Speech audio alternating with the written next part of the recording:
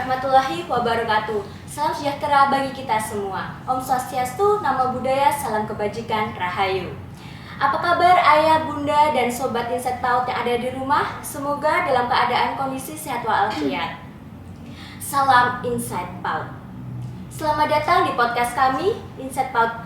Kita akan membahas topik yang sangat seru, dan kali ini topiknya itu mengenai speech delay pada anak. Tentunya di tengah-tengah kita saat ini ada seorang narasumber yang terkeren, dan juga beliau adalah seorang dosen muda yang mengajar di Prodi Pendidikan Guru Pendidikan Anak Usia Dini Fakultas Keguruan dan Ilmu Pendidikan Universitas 11 Maret. Oke teman-teman, kali ini kita akan sapa terlebih dahulu dosen kita sebagai narasumber kita dalam topik pembahasan kali ini. Ada Ibu Anjar. Selamat pagi Ibu Anjar. Selamat pagi Mbak Anissa. Ya, selamat pagi Bu. Bagaimana kabarnya Ibu hari ini? Alhamdulillah sehat luar biasa. Oh ya Ibu, boleh tahu sebentar nggak mengenai latar belakangnya Ibu sebagai dosen Prodi Pendidikan Guru Pendidikan Anak Usia Dini itu bagaimana ya Ibu? Perkenalkan sebelumnya ya, nama saya Ibu Anjar. Saat ini bekerja sebagai dosen di TG PAUD UNS itu mulai tahun 2019. Jadi sebelum tahun 2019 itu ini adalah seorang guru TK. Oke. Jadi dari tahun 2010 sampai dengan tahun 2019 Ibu menjadi guru TK, kemudian tahun 2019 menjadi dosen di UNS. Wah, ternyata sangat luar biasa ya terbelakang dari Ibu Anjar ini kali ini. Oke teman-teman, saat ini kita akan membahas langsung ya topik pembahasan mengenai speech delay. Oh ya Ibu, bagaimana mengenai gambaran speech delay untuk anak itu sebagai apa? Bagaimana? Speech delay ini merupakan kasus yang saat ini banyak sekali ya terjadi di Indonesia. Bahkan menurut IDAI, Ikatan Dokter Anak Indonesia, bahwa kasus speech delay ini ditemui sebanyak 5-8%. Nah, speech delay sendiri ini adalah suatu kondisi keterlambatan berbicara yang dialami oleh anak ya. Ketika anak itu terlambat berbicara atau perkembangan berbicaranya tidak sesuai dengan anak-anak di usianya, itu bisa kita bukan langsung tegak diagnosis anak itu speech delay ya. Berarti kita juga bisa mengarahkan bahwa anak itu mengalami suatu keterlambatan berbicara. Jadi ketika memang anak itu kan ada ya perkembangan berbicaranya. Jadi sebelum anak itu bisa berbicara lancar, ada beberapa tahapan yang harus dilalui. Ya, anak baru lahir gitu ya. Bahasanya untuk berkomunikasi itu adalah menangis. Baru lahir ya. Jadi anak menangis itu merupakan suatu komunikasi yang dia gunakan ya untuk menyampaikan sesuatu, misalkan mungkin haus, lapar gitu ya, kemudian mungkin ada sesuatu yang kurang nyaman, itu dia menangis. Nah kemudian ada tahap yang namanya cooing. Ya, cooing itu adalah ketika anak bisa mengeluarkan suara, tetapi suara-suara dengan huruf vokal, misalkan mengeluarkan suara a gitu ya, atau o gitu ya, itu namanya cooing. Nah itu biasanya dialami oleh anak mulai usia sekitar 3-4 bulan. Kemudian setelah tahapan cooing ada yang namanya babbling. Oh, babbling Mbak Anissa? Tahu.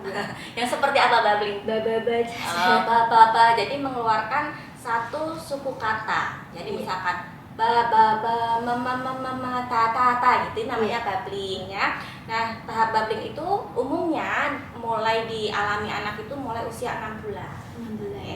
Ya, mulai keluar itu babbling usia 6 bulan. Nah, kemudian tahap berikutnya ada yang namanya true speech. Ya, setelah true speech, kemudian anak mulai bisa merangkai beberapa kata, dan tahap berikutnya adalah anak mulai bisa berbicara dengan susunan kalimat yang benar. Jadi sebelum anak bisa berbicara, bercerita, itu tahapan itu harus dilalui. Nah, ketika anak mungkin tidak melalui tahap itu ya, kita harus waspada sebagai orang tua bahwa mungkin bisa jadi anak mengalami yang namanya speech delay atau keterlambatan berbicara. Oke, ternyata penjelasan sangat lengkap sekali terkait tentang speech delay. Untuk itu perbedaan antara speech delay dengan language itu seperti apa? Language delay ya. Oke. Kalau speech itu kan berarti apa? berbicara gitu ya. Speech delay berarti keterlambatan dalam berbicara. Kalau language delay, language itu kan artinya bahasa. Ya, berarti anak mengalami hambatan dalam berbahasa. Jadi berbahasa itu kan secara globalnya ya, bahwa di dalam berbahasa itu ya ada berbicara, ada menyimak dan lain sebagainya. Jadi kalau language delay itu secara umum ya, bahwa anak memang mengalami keterlambatan dalam berkomunikasi, berbahasa. Tetapi kalau speech delay itu secara spesifiknya anak memang mengalami keterlambatan berbicara. Oke, baik. Untuk selanjutnya, bagaimana tanda-tanda atau gejala yang dialami oleh anak yang mengalami speech delay seperti itu? Oke, tanda-tanda anak mengalami speech delay. Jadi teman-teman kan tahu ya, di PAUD sudah diajarkan bahwa perkembangan anak itu satu dengan yang lainnya itu kan berbeda. Kita tidak bisa menyamakan antara perkembangan anak satu dengan yang lainnya.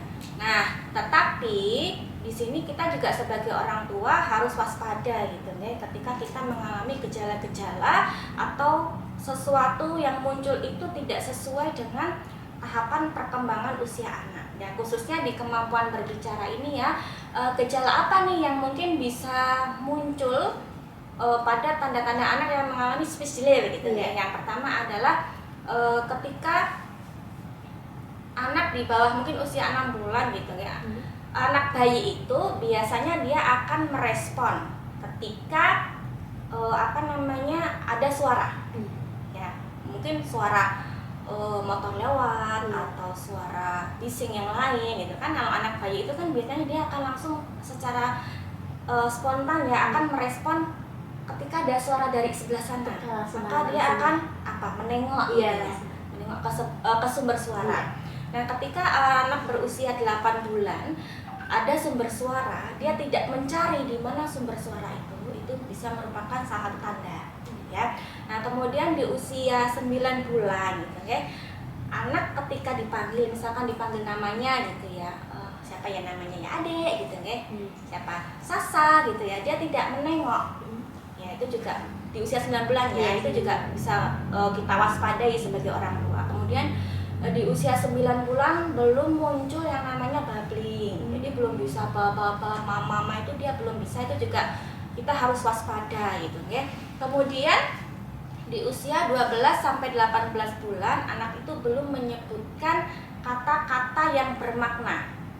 Misalkan kata-kata bermakna itu misalkan ketika dia mau minta makan, dia belum bisa mungkin ya, kalau anak kan biasanya belum sempurna nih ya, dia berbicaranya. Biasanya normalnya anak usia sekian itu sudah mulai bisa bilang mam itu sebagai tanda dia mungkin minta makan atau apa gitu ya. Nah, itu anak usia 12 sampai 18 bulan belum bisa menyampaikan kata-kata yang memiliki makna, walaupun kata yang disampaikan itu belum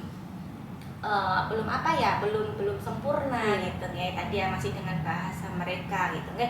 Kemudian di usia 12 sampai 18 bulan juga belum menunjuk. Biasanya kalau anak minta sesuatu, dia akan menunjuk ya, misalkan minta apa gitu, dia akan menunjuk gitu. Nah, kalau di usia sekian belum menunjukkan tanda itu, kita sebagai orang tua ya bisa mewaspadai hal tersebut. Nah, kemudian di usia 24 bulan itu berarti 2 tahun ya. Nah, itu anak belum dapat mengucapkan 2 kata yang dapat dimengerti.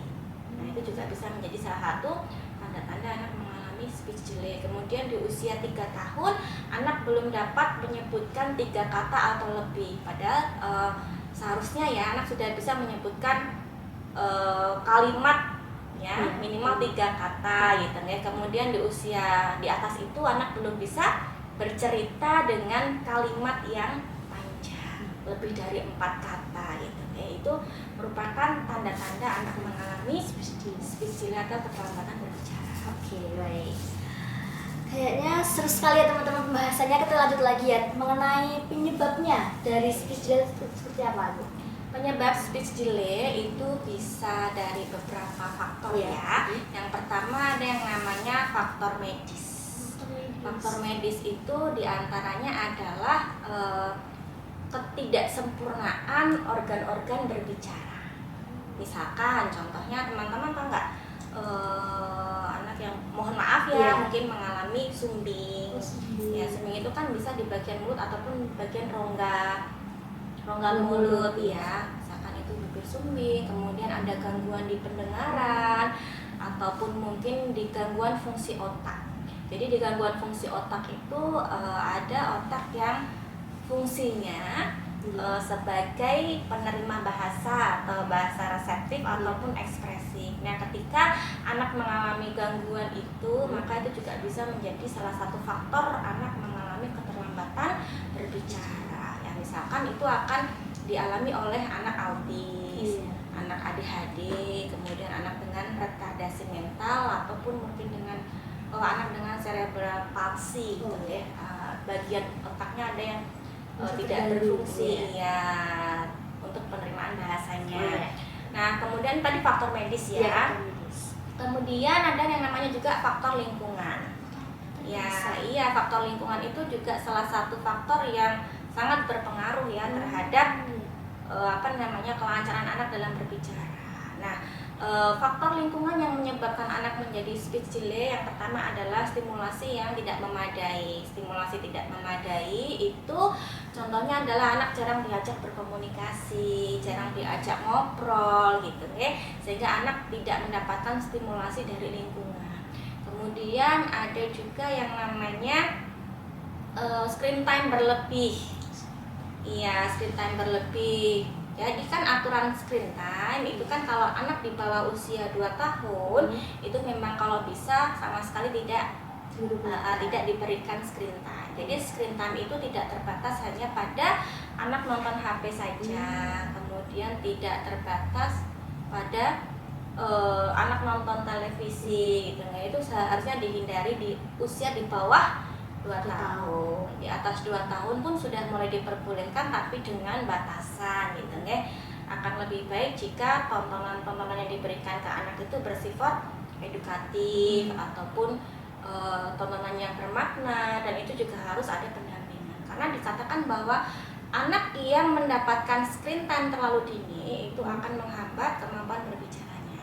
Tetapi anak yang di atas 2 tahun ya mendapatkan screen time itu dia bisa justru membantu perkembangan berbicara mereka, perkembangan bahasa mereka, tetapi tadi ya syaratnya adalah apa yang dilihat itu harus edukatif dan ada dampingan dari orang tua. Jadi jangan kan biasa nih orang tua ya cari mudahnya. Anak-anak kalau udah pegang HP lupa pasti. Iya, dia pasti akan anteng gitu ya. Itu orang tua jadi terlena. Udahlah kasih HP aja, terus orang tuanya sibuk dengan mungkin pekerjaan rumah dan lain sebagainya. Itu yang menjadikan orang-orang tua itu terlena. Nah, kemudian ada juga yang namanya trauma. Trauma itu ternyata juga bisa mempengaruhi anak mengalami gangguan dalam berbicara, dan juga nutrisi yang kurang memadai gitu ya. Kekurangan gizi itu kan anak jadi apa kalau kekurangan gizi? Lemes gitu kan, lemes, tidak berdaya, tidak ada tenaga mungkin untuk berbicara dan lain sebagainya. Itu adalah beberapa faktor yang bisa menyebabkan anak mengalami speech delay. Oke teman-teman, untuk selanjutnya diagnosanya biasanya anak itu diketahui mengalami speech delay itu bagaimana? Oke, untuk diagnosa, jadi ketika memang kita menemui ya anak kita nih misalkan ya belum mampu berbicara sesuai dengan tahap perkembangan usianya. Ini pentingnya orang tua belajar ya tahap-tahap perkembangan anak gitu ya. Nah, kita harus waspada gitu ya. Kemudian kita tidak bisa langsung mendiagnosa wah anakku speech delay nih, itu tidak boleh atau tidak bisa, tetapi harus kita membutuhkan bantuan dari para ahli. Misalkan kita ke dokter spesialis anak gitu ya. Ataupun nanti kita akan diarahkan anak ini sebenarnya keterlambatan berbicaranya apa penyebabnya gitu kan. Apakah mungkin ada kondisi medis yang yang mempengaruhi ya. Tadi kan ada apa tuh? Organ bicara, gangguan pendengaran dan fungsi otak. Nah, itu jadi harus dilihat secara keseluruhan ya, tidak bisa kita hanya ini kurang stimulasi, ini tidak ya, tapi harus tadi karena anak yang mengalami gangguan pendengaran itu otomatis dia akan mengalami kesulitan berbicara kan, maka harus dicek dulu apakah pendengarannya berfungsi dengan baik gitu ya. Karena kalau pendengarannya tidak berfungsi dengan baik, maka ya wajar saja anak tidak bisa berbicara dengan baik ya. Maka nanti tegak diagnosanya itu tidak hanya dokter spesialis anak saja, tetapi juga bisa dari multidisiplin ya. Kita juga bisa melibatkan mungkin dokter THT untuk benar-benar melihat apakah anak ada gangguan pendengaran atau tidak, seperti itu. Kemudian ada psikolog, psikiater, itu harus dari multidisiplin untuk benar-benar tegak diagnosa bahwa anak ini mengalami speech delay gitu. Jadi kita tidak bisa mendiagnosa sendiri ya. Betul sekali. Maka setiap bulan itu idealnya ya, anak kalau dari anak bayi gitu kan, setiap bulan ada yang namanya pemantauan pertumbuhan dan perkembangan. Nah itu bisa kita lakukan secara mandiri ke dokter spesialis anak misalkan ya, ataupun kalau mungkin ke DSA kita merasa biayanya mahal, itu kita ada yang namanya posyandu. Jadi posyandu itu idealnya selain dia memantau pertumbuhan anak, dia juga memantau perkembangan anak. Jadi ketika ada sesuatu nih yang tidak sesuai, itu dari posyandu bisa mungkin dirujuk ke puskesmas, ke klinik tumbuh kembangnya untuk dicek kenapa sih kok perkembangannya tidak sesuai atau terlambat. Nanti dari puskesmas lah yang akan menentukan, oh anak ini nanti kita harus rujuk ke DSA untuk apa, atau mungkin dilakukan terapi lebih lanjut dan lain sebagainya. Baik Ibu, terima kasih atas penjelasannya.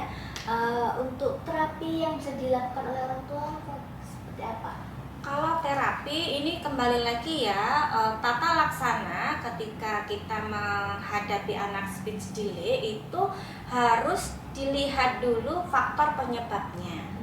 Iya, kan nanti ya. Kalau faktor medis ya maka harus tadi ya misalkan gangguan pendengaran. Kalau dari gangguan pendengaran maka ya harus menggunakan apa? Alat bantu dengar dulu ya, agar dia mungkin bisa mendengarkan suara-suara sehingga dia bisa nantinya belajar berbicara. Kalau terkait lingkungan misalnya kurang stimulasi ya maka kita harus banyak memberikan stimulasi. Jadi anak itu banyak diajak untuk berkomunikasi, diajak berbicara itu mulai dia dari lahir. Jadi walaupun dari lahir ya dia belum bisa merespon atau mungkin merespon dengan berbicara juga, tetapi tidak ada salahnya sejak dari lahir itu kita sering-sering ajak dia berbicara, ajak ngobrol aja ya, walaupun kita terkesan seperti ngobrol sendiri kayak orang gila gitu ya. Ya tapi nggak ada salahnya, itu sebagai bekal dia untuk menambah banyaknya kosakata. Iya, jadi kita harus melakukan tindakan pencegahan dulu nih sebelum nantinya anak kita terlambat berbicara ya. Misalkan diajak berbicara, kemudian dibacakan cerita. Itulah kenapa orang tua itu disarankan untuk sering membacakan cerita. Nah, karena dengan membaca cerita itu kan banyak sekali ya informasi, kosakata baru yang didapatkan oleh anak. Kemudian harus dibatasi dulu screen time-nya gitu ya. Iya, sesuaikan tadi dengan usianya. Kalau nggak boleh ya sudah, nggak usah, toh masih banyak permainan lain gitu ya. Dan mungkin cara-cara yang lain ya untuk kita mencegah terjadinya speech delay. Nah, kalaupun memang anak sudah mengalami speech delay, itu salah satu caranya adalah kita bisa terapi, ada terapi bicara, atau mungkin dulu ya pengalaman Bu Anjar saat masih mengajar gitu ya, banyak sekali anak-anak usia 2 tahun dari dokter gitu ya sudah didiagnosa bahwa anak itu speech delay. Nah, kemudian penyebabnya adalah kurangnya stimulasi, itu banyak sekali yang diarahkan untuk sekolah ke PAUD. Karena apa? Karena mungkin di rumah tidak memadai stimulasinya. Misalkan orang tuanya sibuk bekerja, atau mungkin di rumah hanya dengan pengasuh dan pengasuhnya sibuk mengerjakan pekerjaan rumah ya kan. Maka akan lebih baik jika dimasukkan ke lembaga PAUD. Jadi sering sekali ya kita menerima anak-anak itu dengan datang ya dengan keluhan keterlambatan berbicara. Nah, kalau memang tidak ada secara medis itu baik-baik saja ya, hanya kurangnya stimulasi saja. Itu alhamdulillah kami stimulasi di sekolah gitu ya, banyak berkomunikasi, banyak bertemu dengan temannya, komunitas atau anak-anak dengan seusianya, itu ternyata sangat bisa membantu ya perkembangan berbicara mereka. Jadi di usia 18 bulan sampai dengan usia 24 bulan lebih itu ya, itu ada yang namanya ledakan bahasa. Ledakan bahasa itu jadi apa ya, anak itu selama ini ternyata merekam loh apa yang dia dengar, apa yang orang tua dia obrolkan, dan ketika memang dia sudah waktunya untuk berbicara, maka dia kemampuan berbicaranya akan menjadi baik. Banyak sekali kosakata gitu yang bisa mereka ungkapkan. Nah itu ya tadi di sekolah gitu ya. Kemudian tadi terkait kurang stimulasi ya. Kemudian ada juga anak yang selain kurangnya stimulasi itu juga screen time berlebih. Jadi kami juga pernah menemui itu murid dengan keterlambatan berbicara dikarenakan screen time yang berlebih. Ya karena apa teman-teman, dia orang tuanya bekerja gitu, kemudian di rumah hanya dengan mungkin kakeknya, neneknya gitu kan. Kakek nenek itu kan juga ya mungkin capek atau apa gitu guys, sehingga banyak mengasuhnya diberi HP gitu ya. Nah ternyata apa yang dia tonton? Yang dia tonton itu adalah video berbagai macam alat transportasi. Misalkan ambulans, pemadam, itu kan dia hanya mengeluarkan suara wiu-wiu gitu ya. Jadinya apa ya? Jadinya anaknya bisa aja ngomongnya wiu-wiu. Iya. Terus kita gali itu, ini buatnya cerita pengalaman dulu ya. Kita gali, kenapa ya Mak kok ngomongnya hanya wiu-wiu? Iya nih Miss, kalau di rumah itu nontonnya HP itu yang itu loh Miss, pemadam, ambulans dan lain sebagainya. Coba bisa nggak Mak kalau kita batasi screen time-nya gitu kan? Oh nggak bisa. Udah bilang nggak bisa dulu gitu ya. Nggak bisanya karena memang ya tadi ya, beliau bekerja, mamanya orang tuanya bekerja, jadi di rumah hanya dengan eyangnya itu punya tempatan tenaganya ya. Nah, sehingga mau nggak mau gitu ya. Kemudian kita arahkan bagaimana kalau yang diganti tontonannya gitu ya. Jadi jangan wiu-wiu terus gitu ya, jangan pemadam terus. Ganti tontonannya menjadi tontonan yang edukatif. Kita berikan saran beberapa channel gitu ya, yang mungkin bisa membantu. Dan ketika memang diganti tontonannya dan juga mau nggak mau tetap harus dibatasi juga ya, walaupun tetap tapi juga tidak selama durasi sebelumnya gitu ya. Kemudian disertai dengan terapi wicara, itu alhamdulillah anaknya itu menjadi lebih baik perkembangan berbicaranya, dan alhamdulillah sekarang sudah bisa berbicara dengan baik. Jadi pokoknya juga masih komunikasi nih dengan orang tuanya, walaupun mungkin sekarang sudah tidak bertemu langsung ya, tapi komunikasi itu tetap kita jalin gitu ya, untuk menanyakan mungkin kabarnya, perkembangannya seperti itu ya. Jadi memang ya speech delay itu bisa kita cegah. Ya betul sekali. Iya, jadi mulai kalau dengan anak Mbaknya sendiri ya, Mbaknya kan juga punya anak gitu ya. Jadi dari usia bayi gitu ya, sering distimulasi tadi ya, diajak ngobrol, diajak bercerita, diajak bernyanyi gitu ya. Nah, kemudian juga bisa kita latih oromotornya gitu ya, organ berbicaranya. Itu salah satunya adalah dengan minum menggunakan sedotan. Jadi minum dengan menggunakan sedotan itu bisa membantu organ berbicara dia untuk apa, lebih mudah nanti ketika akan belajar berbicara. Jadi berbagai macam jenis sedotan itu ya, itu mulai bisa ketika dia sudah masuk ke dalam masa MPASI. Jadi minumnya itu pakai sedotan gitu ya. Kemudian juga belajar meniup. Ya, meniup apa contohnya ya? Balon. Meniup balon kesusahan. Kalau anak masih kecil ya. Peluit. Kemudian ada mainan apa tuh yang kayak ulang tahun itu ada tiupan itu yang bisa menjulur itu, trompet. Nah itu ya, trompet atau mungkin lain sebagainya. Kemudian main kisbay, tahu kisbay? Nah gitu itu juga bisa gitu. Kemudian menjulurkan lidah, yaitu salah satu upaya untuk kita mempersiapkan kemampuan oromotor anak untuk berbicara. Oke teman-teman, mungkin Bu Anjar boleh memberikan sedikit saran untuk orang tua untuk langkah selanjutnya bagi orang tua yang memiliki anak yang spesial itu bagaimana? Oke, saran kepada orang tua. Oke, jadi orang tua harus paham gitu ya, tahap perkembangan anak itu seperti apa. Sehingga tadi ketika ada tanda-tanda yang tidak sesuai perkembangan berbicaranya, orang tua itu bisa waspada atau bisa langsung ya memberikan tindakan ketika memang anak itu kok perkembangannya tidak sesuai nih dengan tahap perkembangan anak seharusnya yang harus dia miliki gitu ya. Nah, kemudian orang tua juga jangan berlindung pada tadi ya, bahwa anak perkembangannya beda-beda. Ya memang, tapi jangan jadi apa ya? Bukan. Jadi kita berlindung di balik itu. Sehingga kita jadi tidak jadi terlena, denial gitu. Udah tahu anaknya terlambat. Ya ayo, bagaimana usahanya? Iya, gimana nih agar tidak apa ya, keterusan ya kan, harus bisa segera dicegah, diatasi.